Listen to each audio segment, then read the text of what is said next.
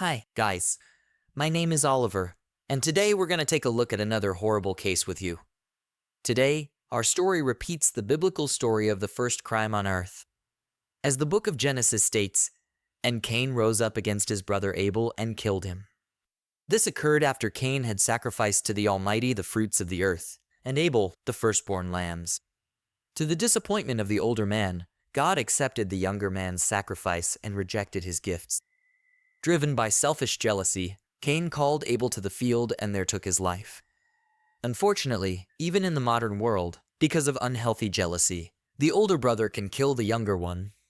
The end of June 2010 was very difficult for the family of Donna and Samuel Eckard. Their 19-year-old son, Sean, was missing.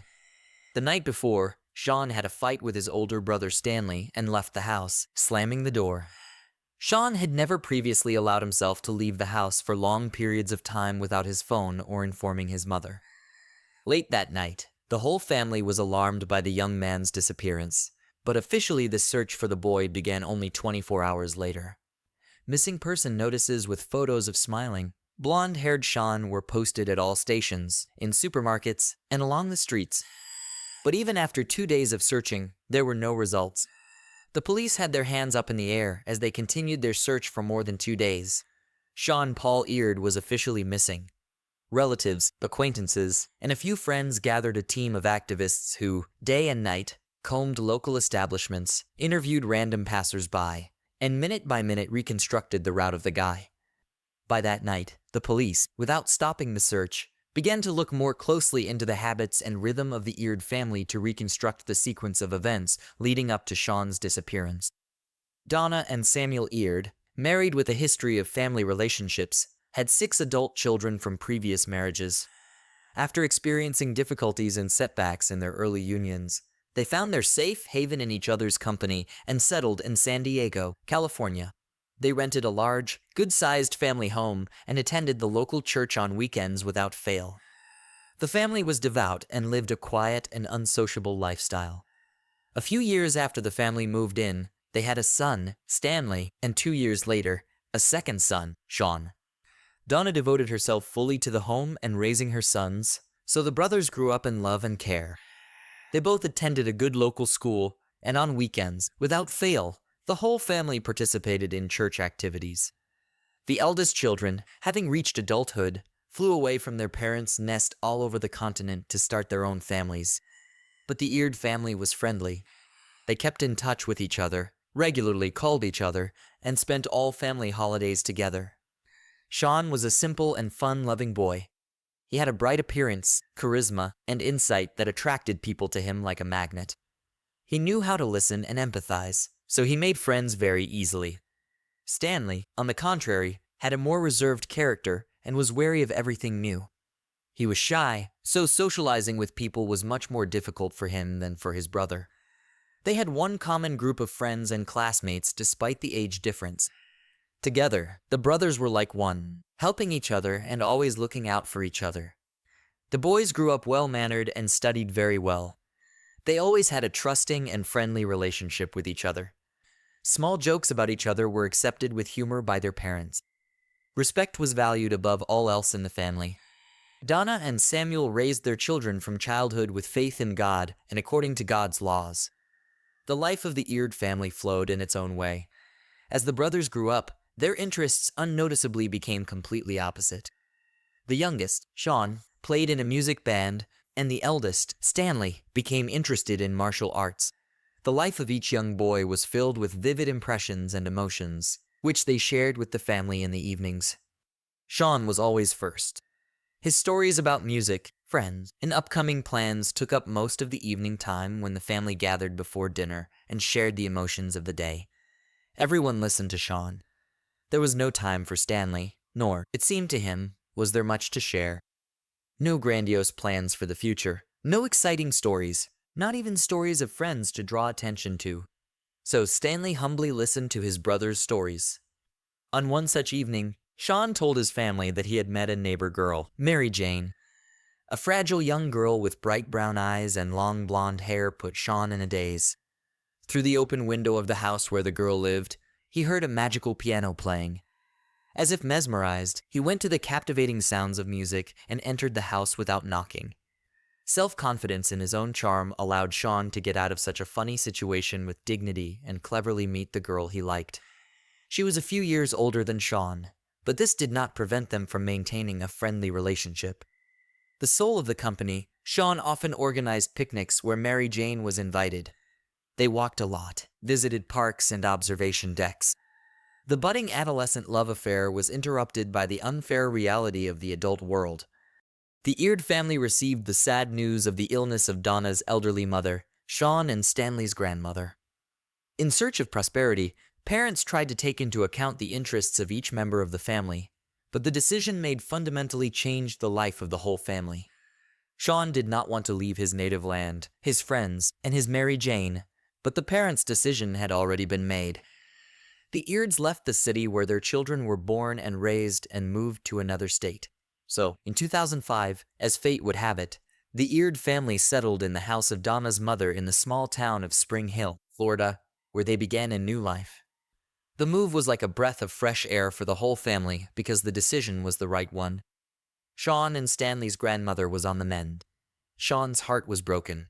He missed his band in which he played, his walks with Mary Jane, and hangouts in his favorite city.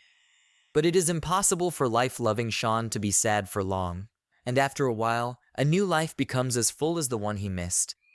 Donna and Samuel safely got a job at the Presbyterian church, where they spent almost all their time. Donna took care of the children in the nursery, and Samuel helped with the chapel. Over the course of time, the brothers grew close again and made new acquaintances. Together again at school, old life seems to be resurrected in a new place. Sean plays in the school band again. Stanley attends a martial arts school that is only a couple of blocks from their new home. Despite this new busy life, Sean can't stop thinking about Mary Jane. Every night after class, he locks himself in his room and they talk on the phone for hours. The goodbyes end the same way, with Sean saying he dreams of meeting again. Each time he promises that after getting his parents' permission, he will definitely come to see her. Whereas the younger brother grew and kept his first love in his heart, the elder Stanley tried to establish himself in the family in his own way. Quiet and calm, Stanley, by virtue of his stiffness and modesty, seemed to be deprived of parental warmth and attention. In pursuit of self-expression, he makes a series of bad decisions that will have dire consequences for the entire family. In May 2006, he informs his parents that he intends to drop out of school and devote his life to studying martial arts and creating a martial arts club. But youthful maximalism leads the guy into bad company where he begins to engage in petty fraud and try illegal drugs. In 2007, dysfunctional connections eventually led Stanley to arrest. He was caught stealing and charged with felony fraud-related offenses. The news of the elder son's shenanigans deals the first heavy blow to Donna. She ends up in the hospital with a heart attack, but the situation is quickly resolved with the help of a lawyer hired by Jennifer's sister. He skillfully defends Stanley, proving the lack of direct evidence, which allows the guy to quickly go free, receiving only a suspended sentence. This episode greatly frightens Stanley. He feels guilty and closes himself off, hoping to be understood and accepted by his family. Having survived the frightening events that happened to Stanley, Sean does not say anything to his parents about his decisions. During his summer vacation, he takes a job as a waiter. Having saved up some money, he leaves only a note for his mother to go to California to Mary Jane. The long 2-day bus ride to his beloved seemed like an eternity. The scenery changed outside the window. The day changed to night, and Sean imagined how, at the final station, he would see her, his Mary Jane. The driver announced the final stop, and the bus stopped. Sean was ready to run to her, for he had already seen her happy face through the window and her long hair, which she was tucking behind her ears with her fingers. They had spent some of their happiest days together. They'd had picnics just like they'd had in his best high school days. Sean had confessed his love to Mary for the first time, and it was mutual. After another walk, the young people sat down on a bench. Sean felt faint. His eyes went black, and he fell unconscious. Sean ended up in the hospital. The young boy was fading away like a match in a matter of days. Mary Jane contacted Sean's sister. Jennifer urgently flew to California. Doctors diagnosed the cause of such a rapid fading of a strong and sturdy guy, tick-borne encephalitis, which begins suddenly and very quickly causes complications of various kinds, up to inflammation of the brain. A difficult struggle for Sean's life and health began. Doctors fought for the boy's life for a long time. More than a month of coma and 6 months of rehabilitation helped him to return from the other side of the world. Sean had a very hard time recovering for a long time. An ordinary tick bite on a summer walk turned out to be a serious injury for him. Jennifer took her brother back to Florida, where he faced therapy and a long recovery. Mary Jane was left to wait again. The only source of communication for the lovers was the telephone. A series of troubles and unexpected illnesses brought the family together. Donna does everything possible to completely rid her beloved son, Sean, of the consequences of a serious illness. She carefully monitors his diet and exercise. Such attentive care leads to a full recovery of Sean and to Stanley's inner resentment and jealousy, which he nurtures in bits and pieces. After a while, Sean regained his strength and returned to his studies in music. In 2009, he finished his studies and dreamed of going to his Mary Jane, to return together and introduce her to his parents as his favorite. But Sean's plans were not destined to come true. Stanley introduces his brother to his dream girl, Samantha Rowe. Samantha, a native of Florida, quickly found a common language with the two brothers. Stanley was in love and sympathized with her, but the girl was impressed by the cheerful and sociable Sean. For some time, Stanley actively courts Samantha, and she accepts his signs of attention. Several romantic meetings end with a passionate kiss. Stanley is immensely happy, but Samantha, who said yes to her older brother, is still thinking about her younger brother. Samantha decides to write a message to Sean in which she confesses her sympathy for him and invites him for a walk around the city. The guy agrees, and they spend the evening walking along the waterfront and talking about Stanley and Mary Jane. Sean does not seek to win the girl. After all, he has long belonged to another. A rejected Samantha writes a message to Stanley and tells him that Sean has left home after an argument. After 2 days of searching, the police received a frightening call. The caller was Sean's sister, Jennifer. The dispatcher who took the call heard only a woman's scream on the receiver. A piercing male moan could be heard in the background. After repeated requests to calm down, the dispatcher finally records the request for help. Jennifer continues to scream. She pleads for help and reports, "Oh, damn it. My brother Stanley killed Sean. He's in the house talking to his mother. His father is freaking lying over his dead son, who's been buried in the ground since early Saturday morning. Damn it. I'm begging for help." Police officers arriving at the scene of the tragedy observed a horrifying scene. In the backyard of the house, Samuel was kneeling on his knees, 2 hands dripping earth. He was pulling his son's body out of the damp earth, screaming and trying to wipe the dirt off Sean. In an instant, a quiet neighborhood filled with sculpted lawns, where the 2 young brothers often waved to neighbors, turned into the scene of a violent tragedy. And now, the Eckard family, who once raised 2 sons, are left with the horrifying memory of digging in the ground only to find one of their sons and watching the other son being handcuffed and taken away. Stanley Eckard was detained on suspicion of premeditated murder. At his first interrogation, he revealed that he had no intention of killing his brother. In a moment of anger, he struck Sean on the head. The resulting injury caused Sean to fall. Stanley checked his pulse, realizing that his younger brother was dead. He tied up the body and carried it out the window to bury it on the lawn behind the house. Stanley's words at the inquest, "I buried him. After all, that's what you do with dead people." These words sound like the cold-blooded calculation of a serial killer, not a loving brother.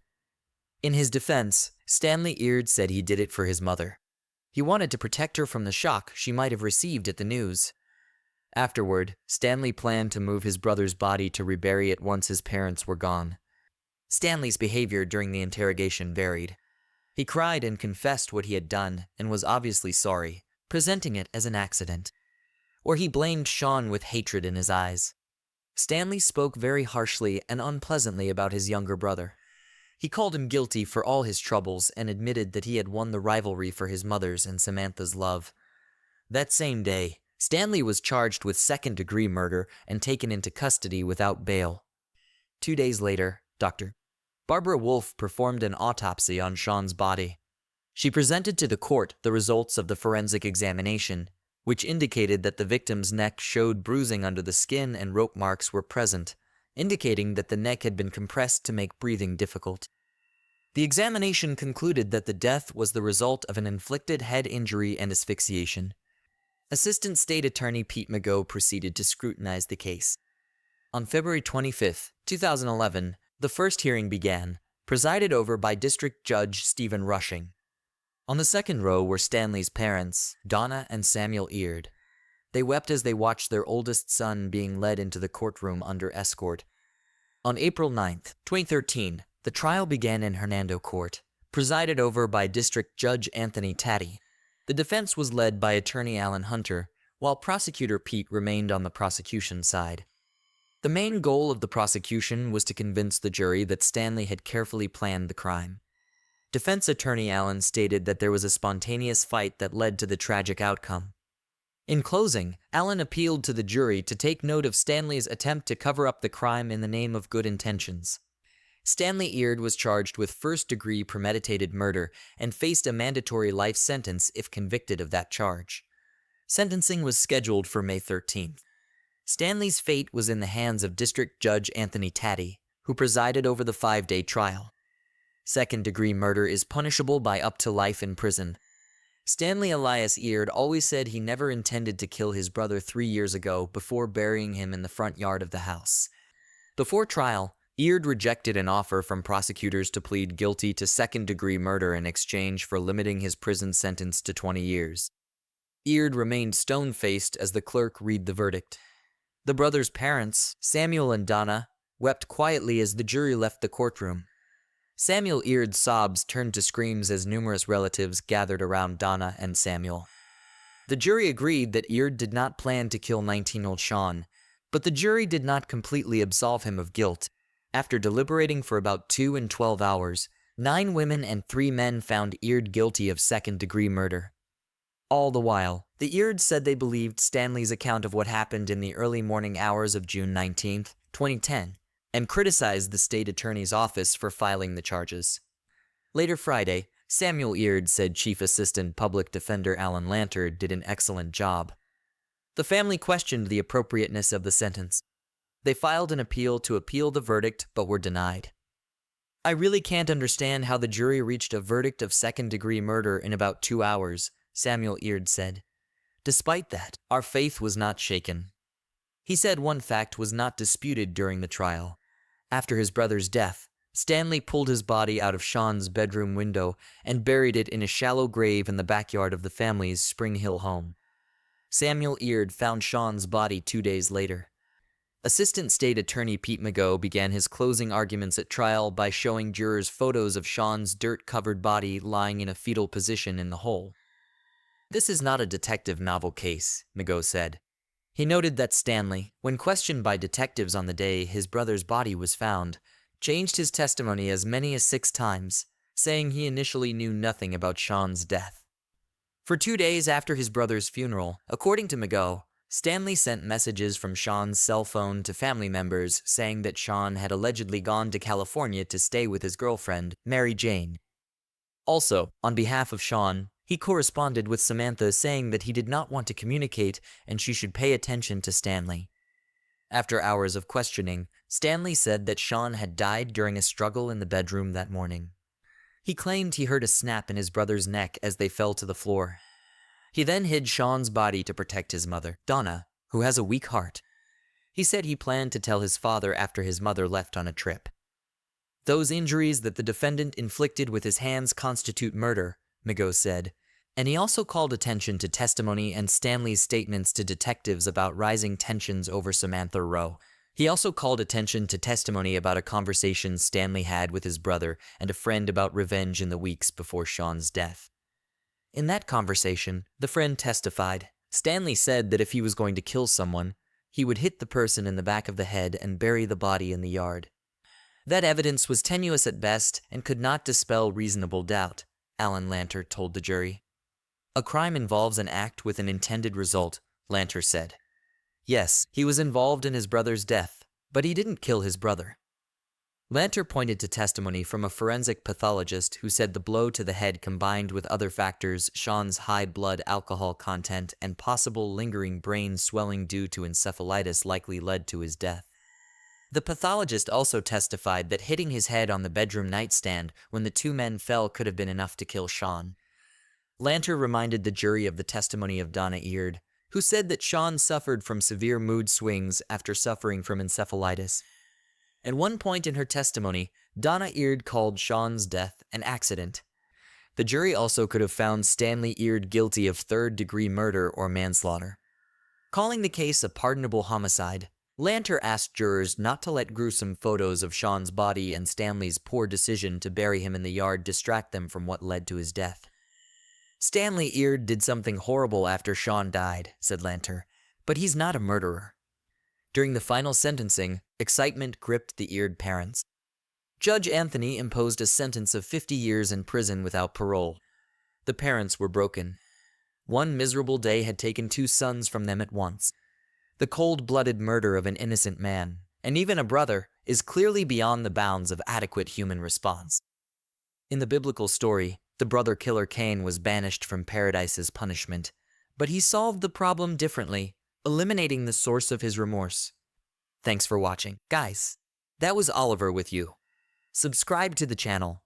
There are many shocking stories ahead.